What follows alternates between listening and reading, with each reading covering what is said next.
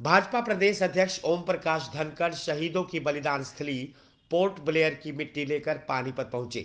इस दौरान उन्होंने कहा कि काला पानी की सजा पाए वीर स्वतंत्रता सेनानियों ने वहां की जेल में घोर यातनाएं झेली। देशभक्ति का जज्बा मन में लिए उन वीर जवानों ने अपनी शहादत दे दी। धनखड़ ने कहा कि भारत माता के कितने ही सपूत सजा काटने के लिए काले पानी गए, लेकिन वहां से लौटकर वापस नहीं आए। फिरंगी शासकों ने उन्हें अमानवीय यातनाएं दी। आजादी के दीवानों का केवल एक ही सपना था कि देश को आजाद कराना। उन्होंने कहा कि पोर्ट ब्लेयर की मिट्टी साधारण मिट्टी नहीं, बल्कि वीर सेनानियों के बलिदानों की रज है। यह मिट्टी याद दिलाती है कि आज़ादी इतनी सस्ती नहीं, क्योंकि इसके लिए बहुत जवानों ने अपने प्राणों की आहुति दी है।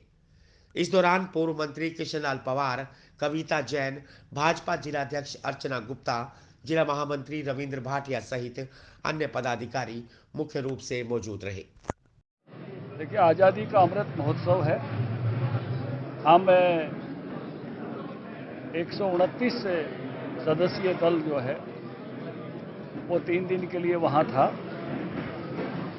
हम उस स्थान पर गए जहाँ नेताजी सुभाष चंद्र बोस ने सबसे पहले, जिस समय भारत विभाजित नहीं था, अखंड भारत के राष्ट्रीय अध्यक्ष के रूप में, जिसको अनेक देशों ने मान्यता दे रखी थी, अंडमान निकोबार द्वीप समूह को आज़ाद करा के तिरंगा फहराया था।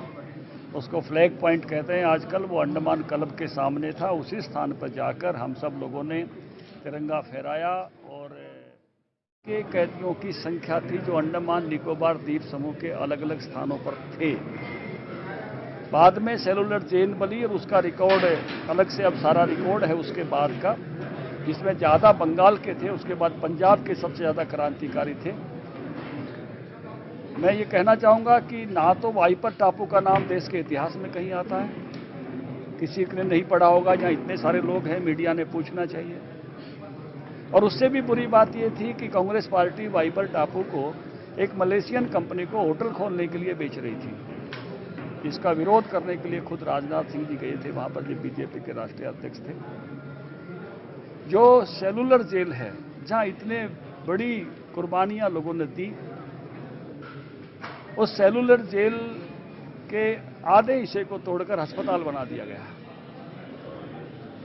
पूरी को मिटाना चाहती थी कांग्रेस पार्टी। जनता पार्टी का राज आ गया और मोरारजी देसाई वहां गए और उसको राष्ट्रीय स्मारक घोषित किया। अब वो राष्ट्रीय स्मारक